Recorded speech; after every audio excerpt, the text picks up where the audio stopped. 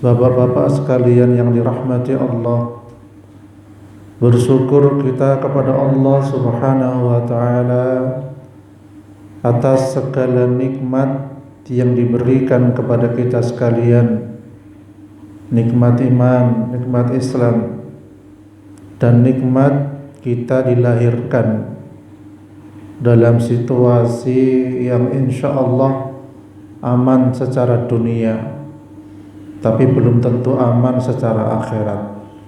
Iya Banda, kita kondisinya sekarang aman dunia, akhirat kita belum tahu. Dan ada saudara kita yang secara dunia masih belum aman. Saudara muslim kita di Gaza sekarang yang terbaru di mana?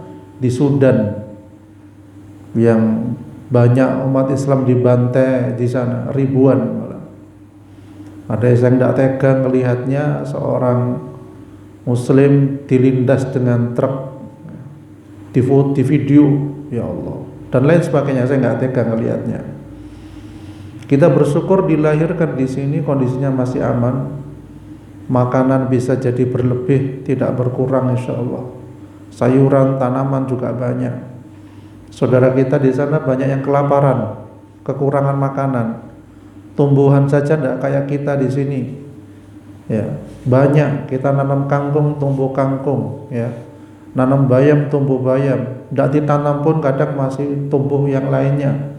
Itu pun bisa kita buat untuk sayuran, tidak usah beli. Kadang begitu. Ini nikmat dari Allah Subhanahu wa Ta'ala. Ketika seorang hamba melihat dunia ini ke bawah yang lebih menderita, niscaya lisan ini akan senantiasa bersyukur kepada Allah Subhanahu wa Ta'ala. Kenapa seorang itu sulit untuk bersyukur? Karena ketika melihat dunia, melihat ke atas terus. Saya masih makan nasi goreng, sana sudah lalapan misalnya begitu. Yang lalapan juga gini, cuma lalapan, itu gurami ya. Karena melihat ke atas terus.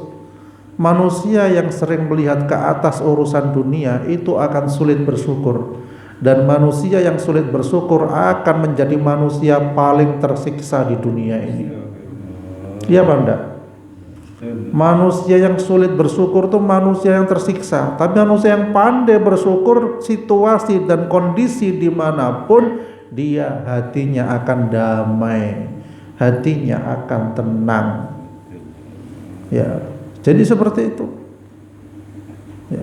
Manusia bersyukur itu manusia merdeka. Manusia yang bersyukur itu manusia yang bahagia. Manusia yang bersyukur itu adalah manusia yang tidak banyak beban dalam hidupnya. Ya, benar Anda? Sedangkan manusia yang tidak pandai bersyukur, siapapun dia akan menjadi manusia yang kemana-mana mikir, susah terus, seakan-akan tidak pernah bahagia hidupnya. Padahal Allah berikan nafas gratis, oksigen gratis, bahkan makanan pun juga tersedia, tidak pernah kelaparan. Ya, makan kue cuma singkong saja dihina-hina. Oh, apa cuma singkong? Padahal itu gizinya tinggi, bagus untuk kesehatan. Ya. Jadi seperti itu. Manusia yang tidak bersyukur itu manusia yang tersiksa. Bahkan para ulama yang di penjara itu banyak dari sekian banyak mereka malah bersyukur kepada Allah Subhanahu wa Ta'ala. Hatinya lapang, hatinya damai dan lain sebagainya. Ya, oleh karena itu kita sekarang semuanya kita di sini adalah sebagai seorang anak. Ya. Kita ini anak karena kita punya orang tua. Ya, kita punya orang tua. Sejauh mana rasa syukur kita ketika dilahirkan oleh orang tua? Sejauh mana rasa bakti kita ketika kita dilahirkan oleh orang tua? Ya. Apa keutamaannya agar kita bisa berbakti kepada orang tua? Yang pertama, bahwa berbakti kepada orang tua adalah amalan yang paling utama. Ada orang yang umroh berkali-kali tapi orang tuanya kelaparan. Ada enggak kayak gitu? Ada orang yang umroh berkali-kali, orang tuanya mau makan saja masih harus nyari rumput, dijual rumputnya baru bisa makan. Ada orang yang berhaji berkali-kali, orang tuanya enggak keurus, rumahnya bocor, apalagi hujan-hujan kayak gini. Ada kayak gitu? Mungkin ada, kita nggak tahu. Ada tetangganya yang kelaparan padahal dia sering umroh haji berkali-kali. Ada yang kayak itu, ada. Jadi selama ini ibadah itu seakan-akan harus pergi ke Mekah. Padahal di sekitar kita pun juga bernilai ibadah ketika kita mampu menyantuninya. Ya, bahkan sampai dikatakan di dalam suatu hadis, ya, seseorang yang menyantuni janda, apalagi yang tidak mampu, itu pahalanya apa? Pahalanya Allah berikan siangnya kayak orang berpuasa, malamnya kayak orang tahajud terus menerus. Bayangkan itu nyantuni seorang janda. Ya, ini merupakan gambaran pahala yang Allah berikan kepada kita sekalian ketika kita berbuat baik kepada manusia, apalagi orang tua. Saya berbicara seperti ini karena beberapa hari ini saya melihat di media, ya juga di daerah dekat kita itu ada seorang anak membuang orang tuanya. Dalam satu minggu ini saya temukan 3 atau 4 kasus.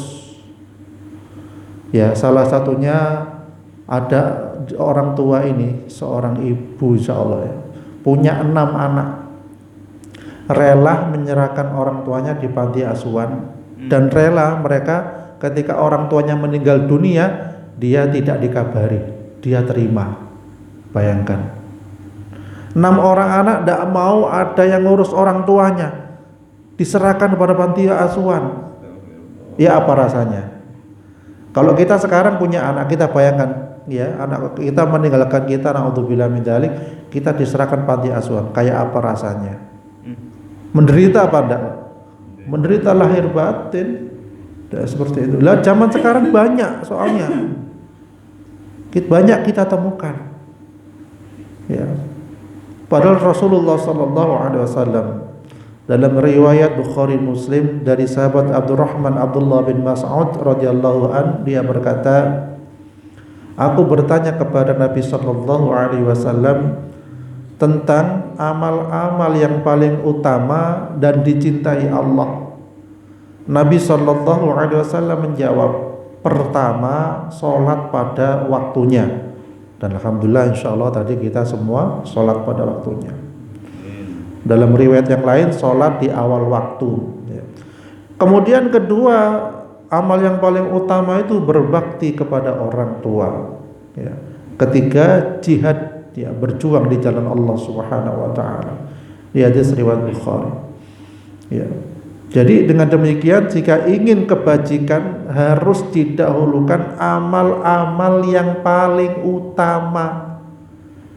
Ya, di antaranya tadi adalah birrul walidain, berbakti kepada kedua orang tua. Loh, kalau haji atau umroh saja ketika meninggalkan orang tua terlantar tidak diperbolehkan, ya enggak. Apalagi selain haji dan umroh. Orang tua sakit-sakit ditinggal kemana? Ke Laut Selatan, rekreasi misalnya. Ya apa begitu? Ya, kan jelas tidak boleh. Wong mau umroh mau haji aja meninggalkan orang tua aja nggak boleh ketika kondisi sakit, apalagi. Jangan itu, jihad saja yang jelas-jelas berjuang di jalan Allah. Ketika mendapati orang tuanya sakit-sakitan, boleh apa enggak? Enggak boleh. Apalagi main-main. Ya. Jadi seperti itu. Jadi kenapa seseorang itu terjebak dalam amalan yang sia-sia, bahkan berdosa, karena dia tidak tahu amalan yang utama, yaitu seorang anak kepada orang tuanya. Kemudian yang kedua adalah keutamaan berbakti kepada orang tua itu bahwa ridho Allah Subhanahu wa taala tergantung kepada keridhaan orang tua. Dalam hadis yang diriwayatkan oleh Imam Bukhari dalam Adabul Mufrad, Ibnu Hibban, Hakim dan Imam Tirmidzi dari sahabat Abdullah bin Amr bin As radhiyallahu anhuma, ketika dikatakan bahwa Rasulullah sallallahu alaihi wasallam bersabda, ridho Allah tergantung kepada keridhaan orang tua, dan murka Allah tergantung kepada kemurkaan orang tua. Ini hadis riwayat Bukhari, ya, dan Tirmidzi. Ya. Jadi ridhonya orang tua itu bagaimana? Buatlah mereka menjadi bahagia. Paling tidak buatlah mereka menjadi senang. Buatlah mereka melihat kita itu seorang anak itu membanggakan bagi mereka. Bukan hanya membanggakan di dunia, tapi juga membanggakan di akhirat kelak.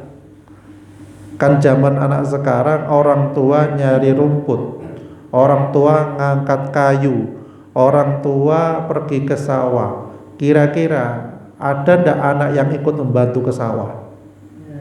Ada. Tetapi mulai jarang. Oh mau les, oh mau ini, oh mau main. Ya ndak? Ya.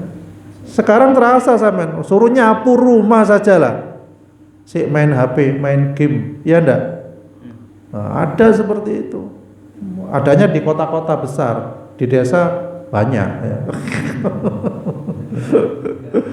Apalagi di rumah dipasangi wifi, wah bebas sampai malam, ya Allah, naudzubillah min dzalik.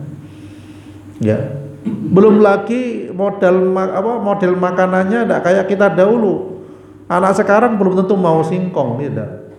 Anak sekarang belum tentu mau tape, ya paling minuman-minuman yang jus-jus itu sudah, yang macam-macam manisnya dan lain sebagainya. Sehingga banyak anak yang usia 20 sudah kena diabetes, kena jantung, kena ginjal dan lain sebagainya. Masih 15-an, 10 tahunan. Na'udzubillah min dzalik ya. Jadi seperti itu. Jadi kemurkaan orang tua itu bagaimana ketika seorang anak membantah kepada orang tuanya walaupun salah, tidak boleh. Harus diam. Kalau enggak setuju diam. Disampaikan dalam Al-Qur'an, wa in jahadaka 'ala an tusyrika bi ma laisa laka bi 'ilm fala tuti'huma. Tapi andai kata kedua orang tuamu mengajakmu untuk syirik kepadaku, kata Allah, fala tuti'huma, maka tolaklah. Tapi dengan syarat wasahibuhuma fid dunya ma'rufa, dan pergaulilah di dunia dengan baik. Menolak tetapi menggaulinya di dunia dengan baik. Ya, seperti itu. Ya. Jadi seorang anak yang berbakti kepada orang tua, siang pagi malam membantu orang tuanya, hikmahnya apa? Allah akan memberikan anak ini rasa puas dalam hatinya, rasa cukup dalam hatinya. Walaupun dia tidak kayak orang lain, anak-anak yang lain rekreasi kemana, ke laut belum puas, ke kafe belum puas, ke gunung belum puas, baru nyungsep kadang puas sudah. Na'udzubillah min dzalik. Tapi anak yang bantu orang tuanya hatinya akan puas, walaupun di rumah Allah berikan ketenangan. Apalagi di masjid seakan-akan kayak ikan dalam air. Tapi kalau anak yang durhaka kepada orang tuanya, naudzubillah min dzalik, di masjid kayak ikan di atas pasir. Seperti itu, tidak kerasa. Ya, jadi hikmahnya di situ ternyata. Ya. Jadi seperti itu. Kenapa banyak anak sekarang gelisah, tidak tenang, tidak betah di rumah? Karena dia kurang maksimal di dalam berbakti kepada orang tuanya, sehingga larinya ke gunung, sehingga larinya ke tempat-tempat permainan, sehingga larinya ke laut dan sebagainya. Itu pun sampai rumah dia masih belum bisa tenang, karena meninggalkan kewajiban berbakti kepada orang tua itu tadi yang buat tidak tenang. Ya, karena orang tua merupakan pintu surga. Jadi utama kegiatan hidup kita yang pahalanya banyak adalah berbakti kepada pintu surga kita, terutama orang tua. Sama dengan ibu-ibu. Ibu-ibu gak akan tenang, seorang istri gak akan tenang ketika dia tidak maksimal berbakti kepada suaminya. Ya, sedikit-sedikit minta belanja, katakanlah ke restoran makan di sana enak. Sampai rumah enggak, oh ayo ke sana lagi. Akhirnya enggak selesai. Kalau Allah yang perintahkan berbakti kepada suami, membuat masakan, membuat ini dan lain sebagainya, insya Allah ibu-ibu seorang istri itu akan Allah berikan rasa tenang, sakinah, mawaddah, warahmah. Ya, jadi seperti itu. Ya, ya. Jadi bahwasanya kita ketahui bahwasanya berbakti kepada orang tua itu merupakan hal yang penting ya, yang harus kita lakukan, karena Itu perintah dari Allah Subhanahu wa taala. Kemudian yang ketiga adalah bahwa berbakti kepada orang tua dapat menghilangkan kesulitan yang sedang dialami. Masya Allah, ya. Jadi berbakti itu menghilangkan kesulitan yang sedang dialami, yaitu dengan cara apa? Bertawassul dengan amal soleh. Bertawassul dengan amal kebaikan, ya. Jadi termasuk hal yang juga dianjurkan sebagai anak kita berbakti kepada orang tua, ya. Jadi seperti itu.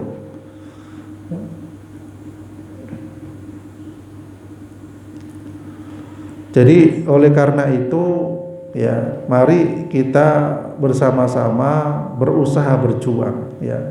Dari yang ketiga tadi, bahwa berbakti kepada orang tua dapat menghilangkan kesulitan, sebagaimana kisahnya, ya,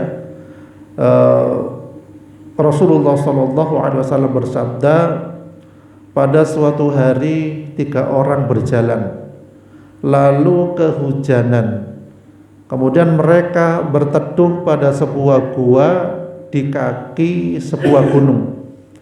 Ketika mereka ada di dalamnya, tiba-tiba sebuah batu besar runtuh dan menutupi pintu gua.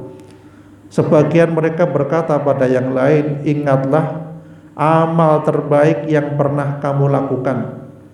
Kemudian mereka memohon kepada Allah dan bertawassul dengan amal tersebut.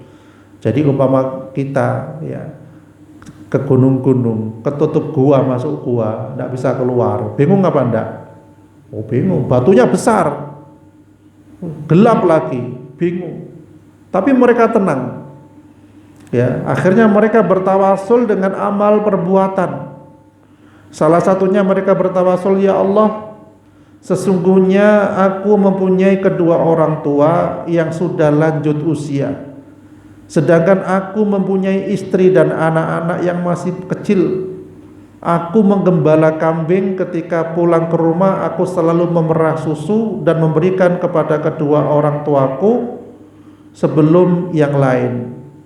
Ya, jadi dia punya kambing, memerah susu, dikasihkan orang tuanya dahulu, mendahulukan orang tua. Padahal dia sudah berkeluarga dan punya anak. Bayangkan ini, ya. Kemudian suatu hari aku harus berjalan jauh untuk mencari kayu bakar dan mencari nafkah, sehingga pulang telat larut malam dan aku dapati kedua orang tuaku sudah tidur. Lalu aku tetap memerah susu sebagaimana sebelumnya. Susu tersebut tetap aku pegang, lalu aku mendatangi keduanya, namun keduanya masih tertidur pulas. Anak-anakku merengek-rengek, menangis dan meminta susu ini, dan aku tidak memberikannya. Aku tidak akan memberikan kepada siapapun sebelum susu yang aku perah ini kuberikan kepada kedua orang tuaku. Kemudian aku tunggu sampai keduanya bangun. Pagi hari ketika orang tuaku bangun, aku berikan susu ini kepada keduanya. Setelah keduanya minum, lalu kuberikan kepada anak-anakku. Jadi orang tuanya dikasih minum dulu pagi itu, kemudian baru kepada anak-anaknya, padahal anaknya sudah menangis. Kemudian dia berdoa kepada Allah, ya Allah, seandainya perbuatan ini adalah perbuatan yang baik karena Engkau, ya Allah, bukakanlah, maksudnya bukakanlah pintu gua yang menutupi tadi. Maka apa yang terjadi? Batu yang menutupi pintu gua itu bergeser, ya. Jadi kalau kita kesulitan, kita bisa bertawassul dengan amal baik. Panjenengan misalnya pernah coba masjid, ya Allah, masjid dahulu jelek, ya, saya sumbang sekian ratus juta misalnya, bukakanlah kesulitanku ya Allah. Mungkin begitu, nggak apa-apa. Ini tapi ngomongnya kepada Allah Subhanahu wa ta'ala, ya. Ini menunjukkan bahwa perbuatan berbakti kepada kedua orang tua yang pernah kita lakukan dapat digunakan untuk bertawassul kepada Allah ketika kita mengalami kesulitan. Insya Allah kesulitan itu akan hilang, terutama bertawassul karena kita sudah ngerawat orang tua, ya, kita sudah memberikan kebutuhan yang cukup kepada orang tua, itu tawasul yang bagus. Ya, jadi seperti itu. Kemudian selanjutnya adalah apa? Keempat, dengan berbakti kepada orang tua akan diluaskan rizki dan dipanjangkan umur. Ya. Sampai dikatakan dalam satu hadis, barang siapa yang suka diluaskan rizkinya dan dipanjangkan umurnya, maka hendaklah ia menyambung tali silaturahmi. Ya. Jadi kenapa saya sampaikan lagi? Karena tadi yang saya sebutkan, ada seorang tua yang sudah buta, usianya sudah 80 tahun, anaknya nggak mau rawat sehingga dibuang di pinggir jalan. Sudah buta. Jadi kalau masih bisa melihat mungkin masih bisa berusaha untuk jalan sendiri. Lah ini sudah buta, jalannya kayak apa? Jangan bayangkan. Oh, yang normal aja masih usia puluhan tahun aja masih harus pakai tongkat. Lah apa ini sudah buta? Sehingga ya dia pasrah tergeletak di pinggir jalan sudah. Ya, terus beralaskan apa dia tidur pinggir jalan? Ya pakai sak plastik itu sudah. Ya. Tega, itu baru berapa minggu ini aja, tidak lama. Ya. Naudzubillah min dzalik.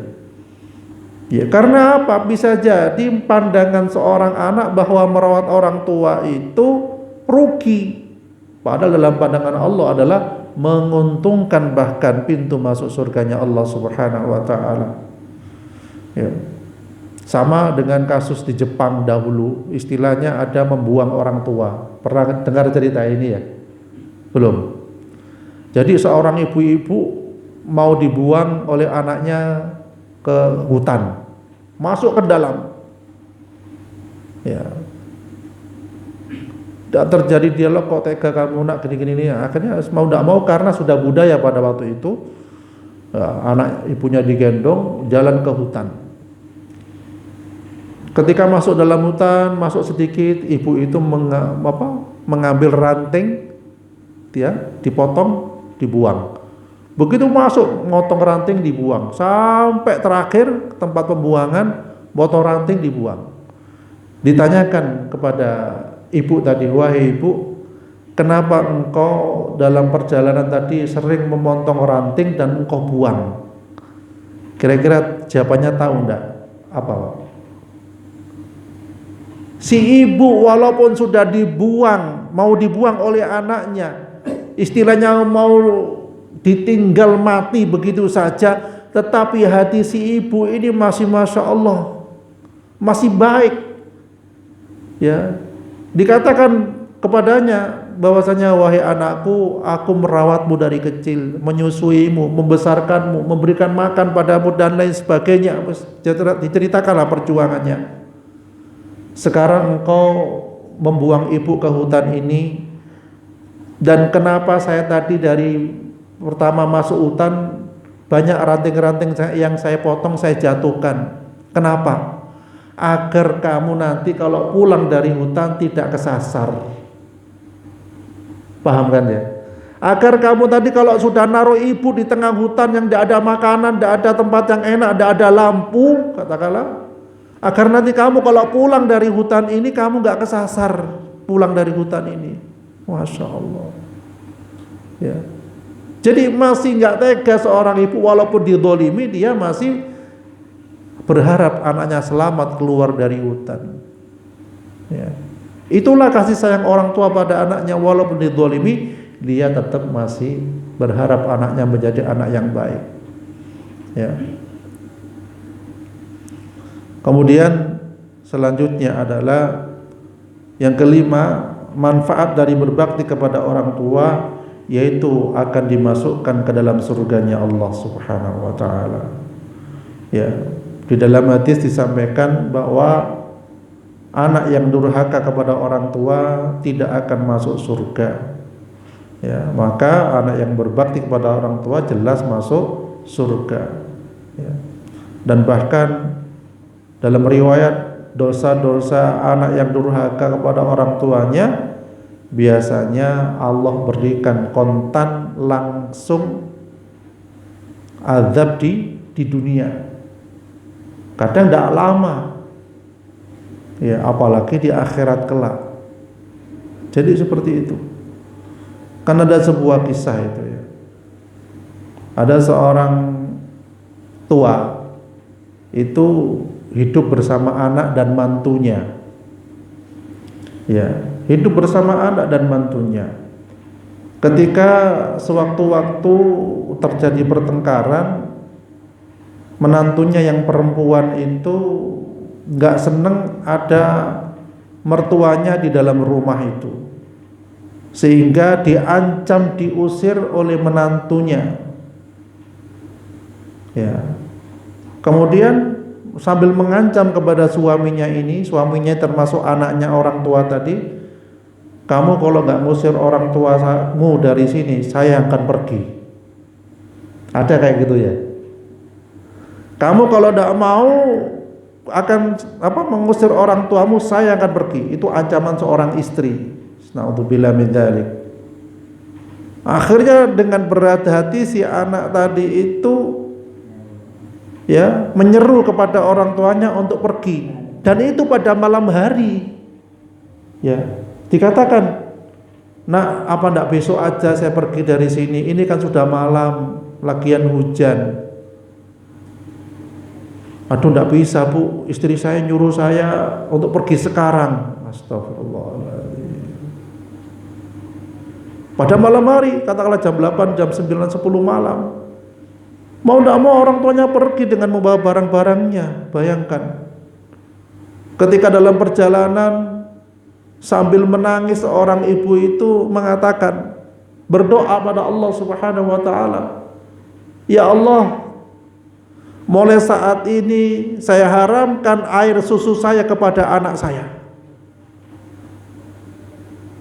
Bayangkan doa seorang ibu yang mustajabah, apalagi dizalimi oleh seorang anak yang telah dilahirkan, diasuhnya dari kecil, dengan teganya mengusir orang tuanya secara zalim. Akhirnya apa yang terjadi? Tidak nunggu lama, si anak tadi itu kena penyakit yang aneh. Kulitnya mulai gatal bernanah, dan dibawa berobat ke dokter berulang-ulang, ternyata tidak kunjung sembuh. Saking parahnya kebingungan sampai si anak ini meninggal dunia. Ya, sampai dia meninggal dunia. Terus setelah itu apa yang terjadi? Tidak selesai sampai di situ. Ketika dikubur, tanah kubur itu yang digali itu seakan-akan sempit. Hari ini dikubur, dimasukkan ke dalam liang lahat, besoknya muncul lagi ke permukaan. Digali lagi, dikubur lagi, muncul lagi permukaan. Sampai berapa kali muncul ke permukaan. Jadi menggambarkan bahwasanya bumi ini enggak terima kepada siapa? Anak yang durhaka kepada orang tuanya. Na'udzubillah tsumma na'udzubillah min dzalik. Ini adalah sebuah gambaran, peringatan yang Allah berikan kepada kita sekalian. Jangan sampai seorang anak itu durhaka kepada orang tuanya. Ya. Jadi seperti itu. Ya. Bapak sekalian dirahmati Allah, ya. Mencari pintu surga, berbakti kepada pintu surga itu memang berat. Kita disuruh berbakti dengan orang yang sehari-hari kita ketahui aibnya. Berbakti kepada pintu surga itu memang tantangan, karena kita disuruh berbakti terhadap orang-orang yang kita tahu celah-celahnya. Iya apa enggak? Seorang anak mau berbakti pada orang tua, bapak saya kayak gini, mesti tahu kekurangannya. Berat memang, justru memang taat itu berat. Ya, taat itu berat, tapi pahalanya berlipat yang Allah berikan. Sama seorang istri mau taat pada suaminya totalitas, paling kayak gini. Ya. Sudah tahu aibnya, sudah tahu kekurangannya, memang berat. Tapi justru seorang istri ketika taat pada suaminya, itu pahalanya berlipat dan istimewa. Allah janjikan dengan surga. Kenapa banyak yang masuk neraka? Karena tidak taat pada pintu surga. Taat itu berat bagi orang yang gengsi. Oh, saya ini lebih mulia, saya itu lebih baik. Berat kalau gitu. Kalau masih dalam hati masih merasa lebih baik terhadap orang lain, akan berat untuk taat. Apalagi merasa dirinya lebih mulia daripada pintu surganya. Anak yang sudah sukses jadi pejabat, jadi anggota DPR katakanlah, merasa dia tinggi, sedangkan orang tuanya masih ngarit, nyari rumput, ya. Ketika mau berbakti pada orang tuanya gengsi, alah Pak, sampean petani biasa, saya anggota dewan, masa misalnya seperti itu. Ya, ya enggak, akhirnya diremehkan, sulit untuk berbakti selama masih ada gengsi. Kalau orang itu tidak mengerti bahwasanya dunia ini adalah titipan, dia akan terus sombong dengan keadaan yang dia punyai di dalam dunia ini. Tapi kalau dia paham bahwasanya semua titipan akan kembali kepada Allah dan dirinya akan kembali ke tanah menjadi bangkai, niscaya dia tidak akan sombong walaupun dia harus berbakti kepada pintu surganya, yang pintu surganya itu mungkin tidak punya apa-apa. Ya, yang mungkin pintu surganya itu kere, yang mungkin pintu surganya itu rumahnya biasa, ya, yang mungkin pintu surganya nggak punya warisan banyak, tetapi seorang anak atau seorang istri disuruh berbakti kepada pintu surganya, itulah dia, ya, yang akan Allah janjikan berikan surga yang lebih baik daripada dunia dan seisinya. Seorang anak yang cerdas akan berbakti totalitas kepada orang tuanya. Seorang istri yang cerdas akan berbakti totalitas kepada suaminya. Karena apa? Gantinya adalah surga yang lebih baik daripada dunia seisinya. Pilih mana? Surga apa dunia? Surga. Ya, kita diberikan kesempatan oleh Allah Subhanahu wa taala hidup di dunia ini paling enggak kisaran 60 tahun, 100 tahun pun juga sudah mulai langka. Ada nggak di sini 100 tahun? Nggak ada, langka. Ya, jadi seperti itu. Jadi kita diberikan kesempatan oleh Allah mumpung masih hidup, jangan pernah menunda berbakti kepada pintu surga. Kalau ditunda, oh nanti aja sudah dewasa, nanti sudah, akhirnya nggak ada kesempatan lagi. Ya. Belum tentu pintu surganya mati duluan. Ya enggak? Kan banyak orang tua mati duluan sebelum anaknya.